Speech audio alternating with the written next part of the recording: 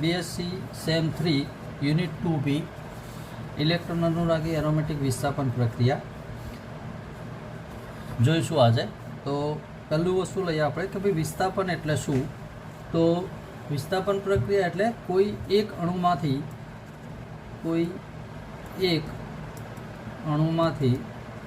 કોઈ એક પરમાણુનું કે ક્રિયાશીલ સમૂહનું દૂર થવું અને તેના સ્થાને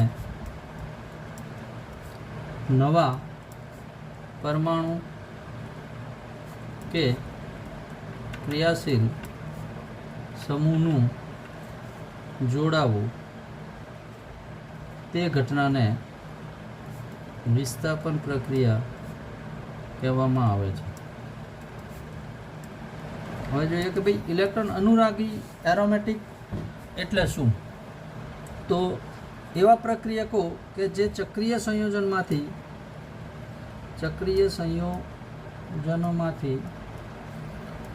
ના કાર્બન પાસેથી ઇલેક્ટ્રોન મેળવી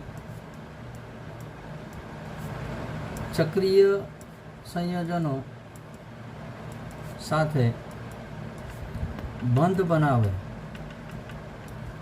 તેવા પ્રક્રિયકોને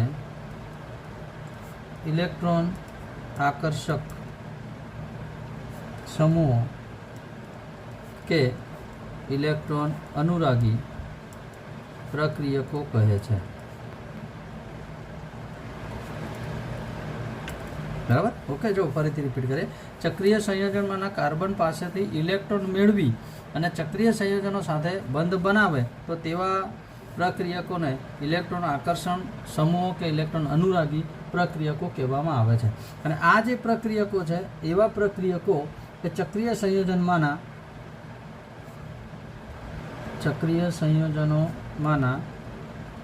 કાર્બન પાસેથી ઇલેક્ટ્રોન મેળવી જોડાય છે, માટે આ પ્રક્રિયકોને ઇલેક્ટ્રોન અનુરાગી એરોમેટિક વિસ્થાપન પ્રક્રિયા કહેવામાં આવે છે. એટલે આપણે આની સમજૂતી લીધી. હવેનું વિસ્થાપકોનું વર્ગીકરણ જોઈએ. તો વર્ગીકરણ અગત્યનું છે અને સૌથી અગત્યનો આ પોઈન્ટ છે. આના આધારે તમને કોઈ પણ ક્વેશ્ચનોનો જવાબ તમે આપી શકો કે ભાઈ વર્ગીકરણ બે ભાગમાં વહેંચવામાં આવે છે અહીંયા કે ભાઈ ઓર્થોપેરા સ્થાન નિર્દેશક અને બીજા શબ્દોમાં કહીએ તો સક્રિય કારકો પણ કહેવાય. અને બીજું કહીએ તો સાદી ભાષામાં આપણે એવું કહી શકીએ કે ભાઈ ઇલેક્ટ્રોન આપનાર. અને બીજો પાર્ટ છે મેટા સ્થાન નિર્દેશક. બીજું એનું કહીએ તો કે ક્રિયાકારક અને સાદી ભાષામાં કહીએ તો ઇલેક્ટ્રોન આકર્ષક. આ ત્રણ રીતે આપણે એને કહી શકીએ. હવે આમાં અલગ અલગ ભાગ છે કે ભાઈ પ્રબળ, તો પ્રબળ ઓર્થોમેટા સ્થાન નિર્દેશક અથવા તો પ્રબળ સક્રિય કારકો.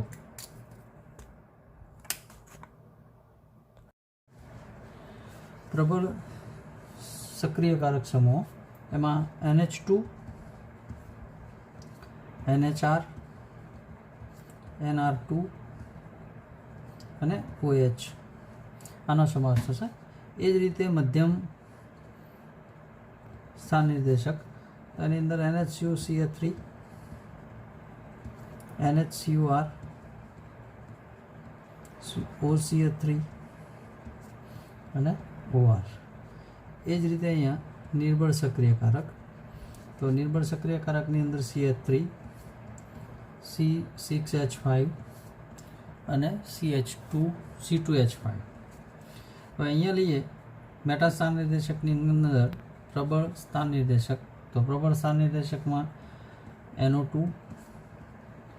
NR3, NCH3 3 time.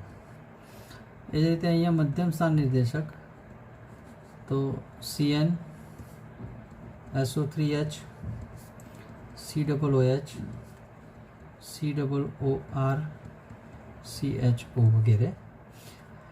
હવે અહીંયા પણ નિર્બળ સ્થાન નિર્દેશકની અંદર આપણે અહીંયા FCl Br અને I એટલે કે હેલોજન સમૂહો આપણે આમાં લઈ શકીએ.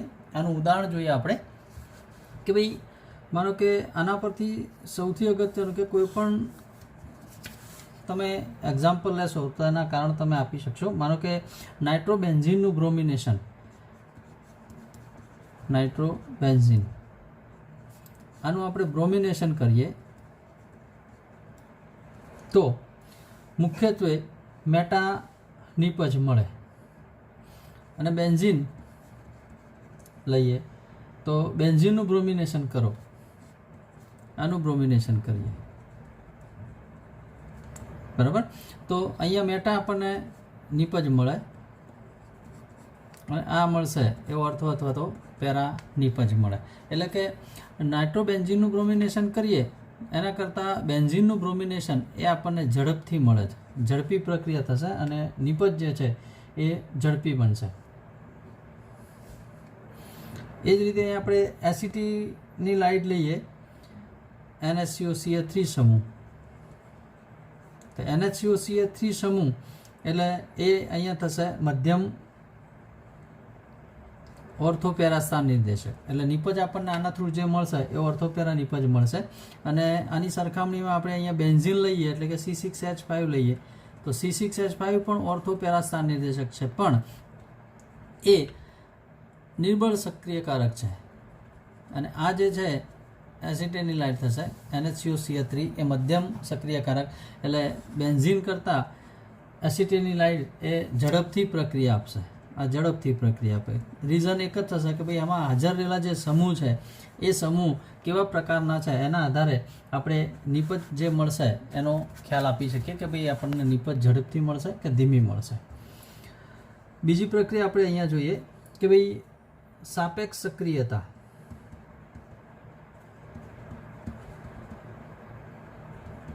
તો સાપેક્ષ સક્રિયતાની અંદર બેન્ઝીન અને વિસ્થાપિત બેન્ઝીનની સક્રિયતા એ જોવામાં આવે છે.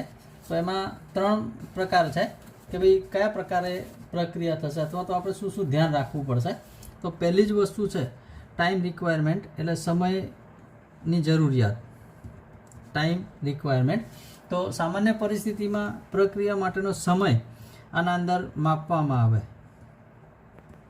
સમય માપવામાં આવે. માનો કે આપણે ઉદાહરણ લઈએ કે ભાઈ ટોલ્યુઇન CH3.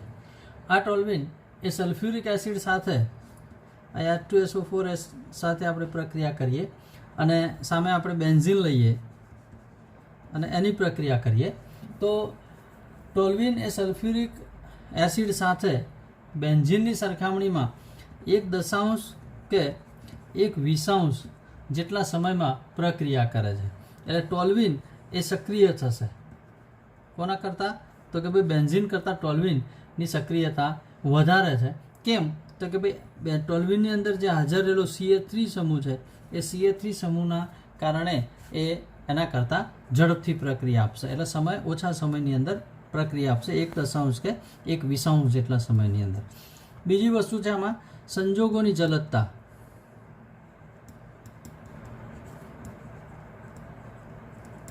તો સંજોગોની જલદતામાં આપણે અહીંયા જોવાનું કે ભાઈ ચોક્કસ સમયગાળાની પ્રક્રિયા, સમયગાળો જે બે આપણે પ્રક્રિયા લઈએ એ બે પ્રક્રિયાઓનો સમયગાળો એક સરખો જ હોય છે, પણ એમાં સંજોગો કેવા છે એ જોવું પડે. તો માનો કે આપણે બેન્ઝીન લઈએ અને બેન્ઝીનનું નાઇટ્રેશન કરો એટલે કે સાંદ્ર HNO3 અને H2SO4ની હાજરીમાં આપણે એને પ્રક્રિયા કરીએ તો 1 કલાક કરતાં ઓછા સમયમાં આ પ્રક્રિયા 60 ડિગ્રી સેલ્સિયસે થાય છે. માનો કે એની સરખામણીમાં આપણે અહીંયા નાઇટ્રોબેન્ઝીન લઈએ NO2 તો આમાં સંજોગો બદલાશે. ધારો કે આપણે સંજોગો આમાં બદલીએ કે ભાઈ ફ્યુમિંગ HNO3 લઈએ, H2SO4 લઈએ સાંદ્ર 90 ડિગ્રી સેલ્સિયસ તાપમાન લઈએ તો આમાં સંજોગો અલગ અલગ થયા. 90 ડિગ્રી સેલ્સિયસ તાપમાન, અહીંયા 60 ડિગ્રી સેલ્સિયસ તાપમાન છે.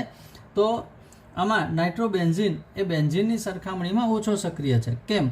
તો કે ભાઈ એમાં અહીંયા નાઇટ્રોબેન્ઝીનની અંદર હાજર જે સમૂહ છે એ NO2 સમૂહ છે અને NO2 સમૂહ એ પ્રબળ અક્રિયકારક છે, એટલે કે મેટા સ્થાન નિર્દેશક છે, બરાબર. એના કારણે એ ઓછી પ્રક્રિયા આપશે, ઝડપથી પ્રક્રિયા આપશે. એટલે અહીંયા બેન્ઝીનનું નાઇટ્રેશન એ ઝડપથી થશે. ત્રીજું લઈએ આપણે કે સ્પર્ધાત્મક પ્રક્રિયાઓ સમાન સંજોગોમાં. તો સ્પર્ધાત્મક પ્રક્રિયાઓ સમાન સંજોગોમાં એમાં એવું થશે કે ભાઈ બેન્ઝીન આપણે લઈએ અને અહીંયા લઈએ આપણે ટોલ્વિન લઈએ. HNO3ની હાજરીમાં આપણે પ્રક્રિયા કરીએ, અહીંયા પણ HNO3 સાથે આપણે પ્રક્રિયા કરીએ તો અહીંયા આપણને જે મળશે એ નાઇટ્રોબેન્ઝીન મળશે NO2, અને અહીંયા આપણને મળશે NO2 એ આવશે ઓર્થો મેટા કાં તો પેરા સ્થાનમાં CH3 સમૂહ. તો અહીંયા શું થશે તો કે ભાઈ બેન્ઝીન અને ટોલ્વિનની નાઇટ્રોમિથેન કે એસિટેનિલાઇડના દ્રાવણની અંદર નાઇટ્રિક એસિડ સાથે પ્રક્રિયા કરવામાં આવે તો નાઇટ્રોબેન્ઝીન કરતાં આપણને અહીંયા નાઇટ્રોબેન્ઝીન જે મળે, નાઇટ્રોબેન્ઝીન આના કરતાં 25 ગણો નાઇટ્રોટોલ્વિન એ આપણને વધારે મળશે. એનો મતલબ એ થાય કે અહીંયા જે CH3 સમૂહ હાજર છે ટોલ્વિનની અંદર, એ CH3 સમૂહના કારણે આનું મૂલ્ય આપણને 25 ગણું વધારે મળે છે, બરાબર. આ વસ્તુ આમાં થશે. એ પછી આપણે જોઈએ કે ભાઈ વિસ્થાપકોનું અભિસ્થાન અસર અને એની ક્રિયાશીલતા. તો એમાં બે પ્રકાર છે. પહેલું આવશે મોનોવિસ્થાપિત, કે ભાઈ મોનોવિસ્થાપિત બેન્ઝીનમાં સ્થાન નિર્માણ.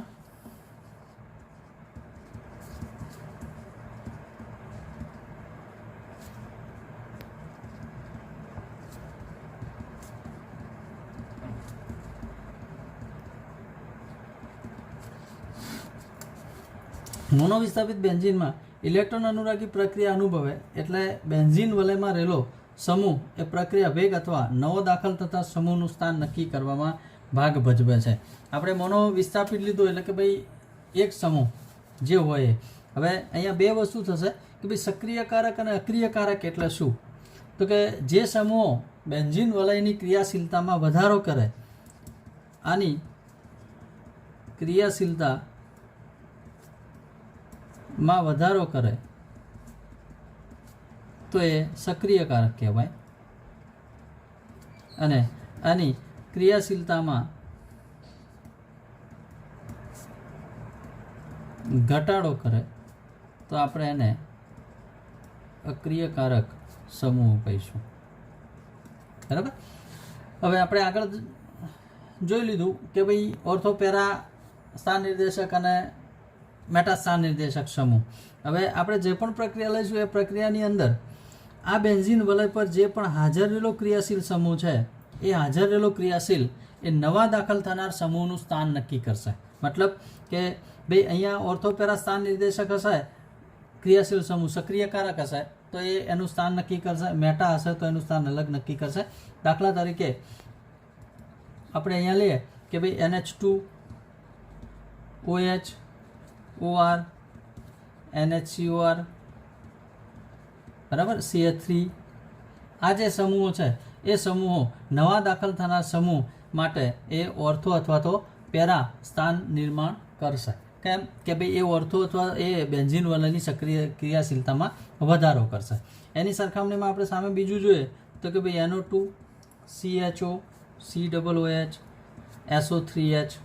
તો આ બધા જે સમૂહો છે એ સમૂહો નવા દાખલ થનાર સમૂહોને મેટા સ્થાને દાખલ થવા દેશે, કારણ કે ભાઈ અક્રિયકારક સમૂહો છે એટલા માટે મેટા સ્થાન નિર્દેશક તરીકે ઓળખાશે. એ સિવાય આપણે બીજું લઈએ કે ભાઈ દ્વિવિસ્થાપિત.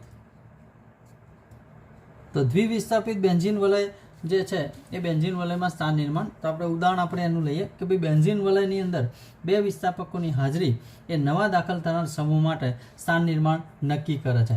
દાખલા તરીકે આપણે અહીંયા લઈએ કે ભાઈ પેરાનાઇટ્રોટોલ્વિન. તો પેરાનાઇટ્રોટોલ્વિન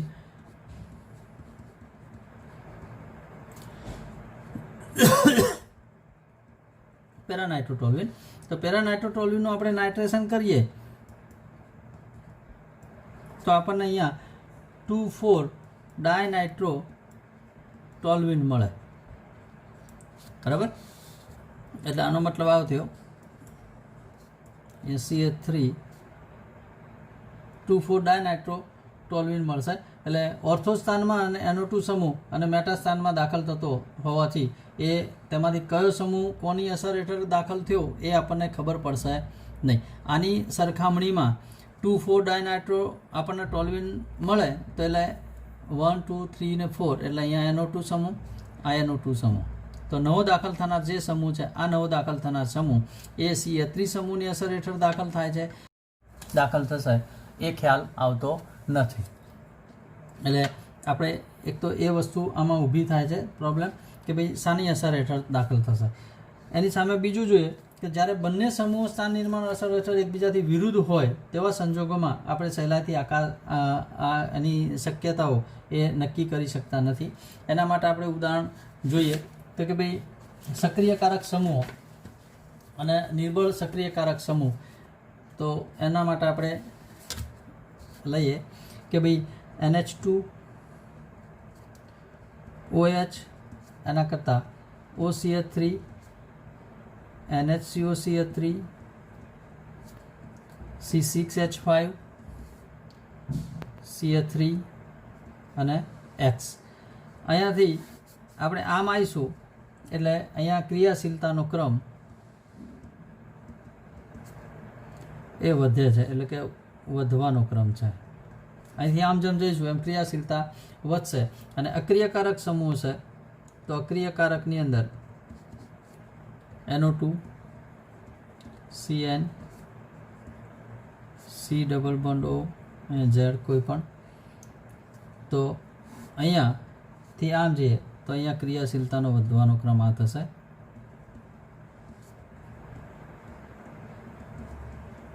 બરાબર. હવે ઉદાહરણ લઈએ આપણે, ધારો કે એ લઈએ કે પેરાક્લોરોટોલ્યુઇન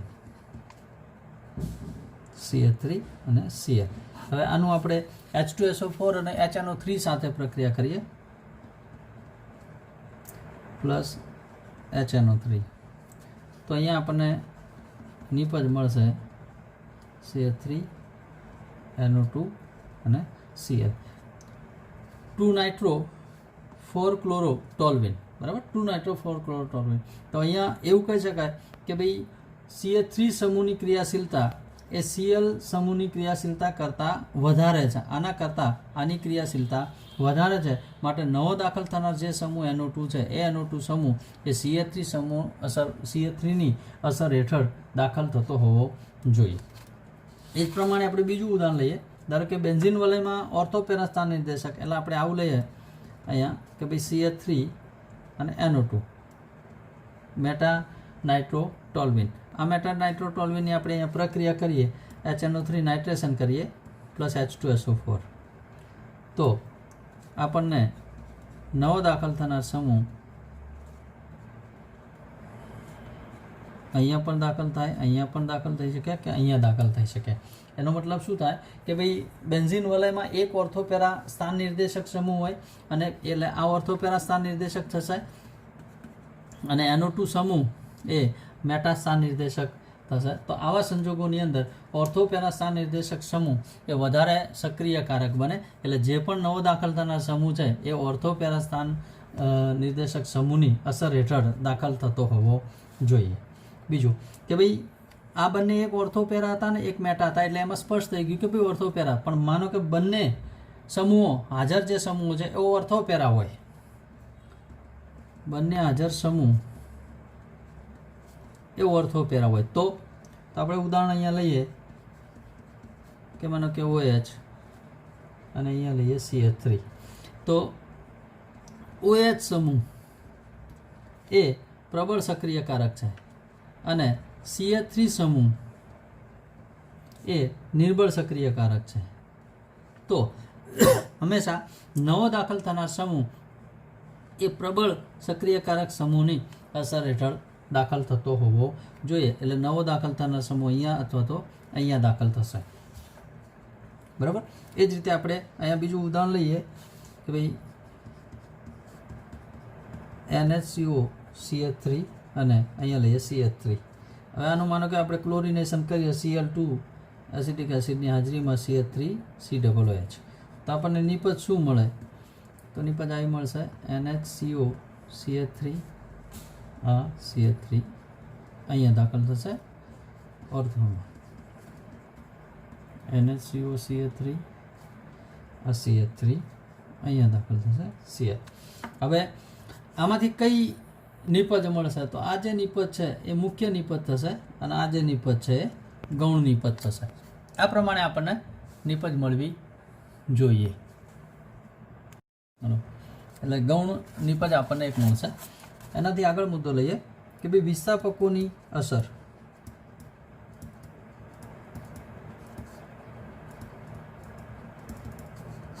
તો બેન્ઝીનની માફક ટોલ્યુઇનમાં પણ ઇલેક્ટ્રોન અનુરાગી વિસ્થાપન પ્રક્રિયા અનુભવે. એટલે આપણે અહીંયા ટોલ્યુઇનનું ઉદાહરણ લઈએ, CH3 સમૂહ.